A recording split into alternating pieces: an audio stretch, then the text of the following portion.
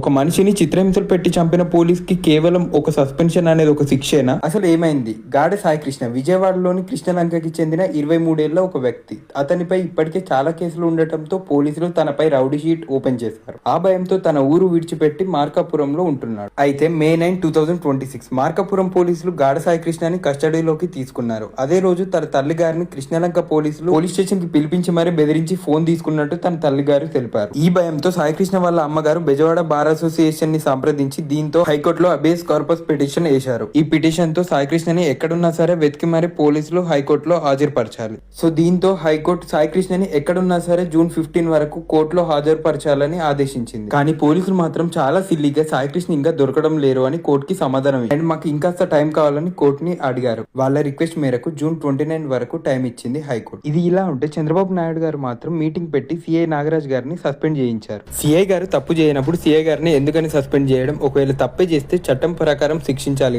ఈ విషయం అయితే అందరికి తెలిసేలా షేర్ చేయండి.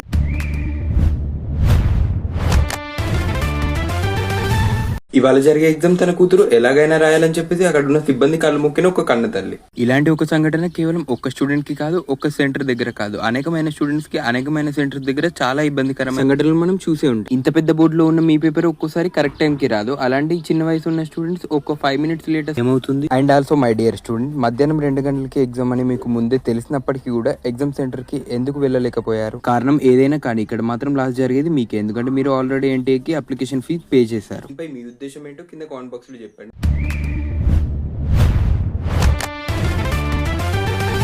20 ఏళ్ల యావన్ని చిలకలగూడ రోడ్లపై పరిగెత్తించుకుంటూ ఎలా చంపారో గుర్తుంది కదా? అసలు ఏమైందంటే యావన్ ఒక అమ్మాయిని ప్రేమించడం వల్ల ఆ అమ్మాయి వాళ్ళ బంధువులు ఇంకా వాళ్ళ బావ కలిసి యావన్ని 17 సార్లు కత్తితో పొడిచి మరి చిలకలవాడ రోడ్లపైన ఉరికించుకుంటూ చంపారు. సో ఆ చంపిన 10 మందికి గాను తగిన శిక్ష పడింది. కాకపోతే ఇప్పటికీ మాత్రం యావన్ వాళ్ళ ఫ్యామిలీకి చాలా కాల్స్ వస్తున్నాయంట. మీరు ఒకవేళ కేసు వాపస్ తీసుకోకుంటే మిమ్మల్ని కూడా చంపుతామని. నేనేమంటున్నానంటే ఒకవేళ ఇలాంటి బెదిరింపు కాల్స్ మీకు నిజంగానే వస్తున్నట్లయితే మీరు వెంటనే మాకు ప్రాణభయం ఉందని పోలీస్ స్టేషన్ లో ఫిర్యాదు కండి.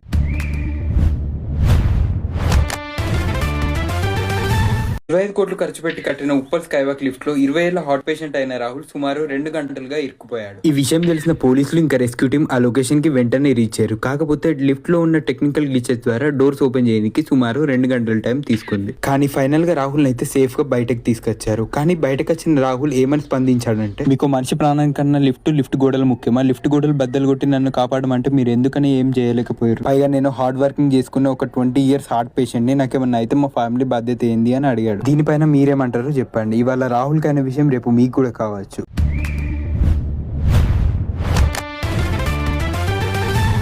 ఇవాళ జరిగే ఒక్క ఎగ్జామ్ కోసం 17 మంది స్టూడెంట్స్ దారుణంగా చనిపోయారు. ఒక్క విద్యార్థి సంవత్సరాలు కష్టపడి 1000 గంటలు చదివినందుకు గాను ఒక్క పేపర్ లీక్ తన కష్టాన్నంతా నవ్వుల పాలు చేశాయి. ఇండియాలో one of the toughest exam అయిన నీట్ యూజీ మేలో జరిగిన విషయం అందరికీ తెలిసినే కదా. ఆ తర్వాత వచ్చిన పేపర్ లీక్ ఆరోపణల వల్ల ఎన్టీఏ స్టూడెంట్స్ అందరికీ ఒక పెద్ద షాక్ ఇచ్చింది. మేలో జరిగిన నీట్ యూజీ ఎగ్జామ్ ని రద్దు చేస్తున్నట్టు ప్రకటించింది.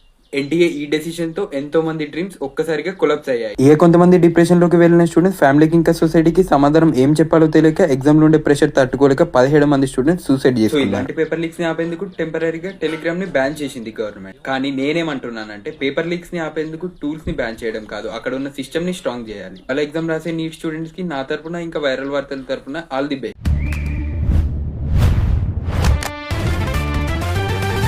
అమాయకమైన రైతుల్ని 10 రోజులలో రైతు భరోసా అని చెప్పి మళ్ళీ ఈ గవర్నమెంట్ మోసం చేయబోతుందా? జూన్ 18వ తారీఖున తెలంగాణ ముఖ్యమంత్రి అయిన అనుముల రేవంత్ రెడ్డి గారు రైతులందరికీ మరో 10 రోజులలో రైతు భరోసా అందజేస్తామని ప్రకటించారు. అంటే జూన్ 26 వరకు రైతుల ఖాతాల్లో రైతు భరోసా జమ అవుతుందని తెలిపారు. అలాగే లాస్ట్ ఇయర్ లాగా 9 రోజులలో 9,000 కోట్లు రైతు భరోసా అందజేస్తారంట. మొదటగా ఖమ్మంలో మీటింగ్ పెట్టి 73 లక్షల రైతులకి 1 ఎకరా చొప్పున రైతు భరోసా అందజేస్తామని కూడా తెలిపారు. కానీ పోయిన పంటకు కూడా ఇలానే ప్రకటించారు. కాకపోతే 2 ఎకరాల వరకే రైతు భరోసా అందజేస్తారు. సరే చూద్దాం, రైతుల్ని ఈసారైనా మోసం చేయకుండా గవర్నమెంట్ అందరికీ అందేలా రైతు భరోసా అందజేస్తుందని కోరుకుందాం. నేనేమంటానంటే ఎవరైతే కష్టపడి పండిస్తారో అలాంటి వాళ్ళకే రైతు భరోసా అందేలా చూడండి.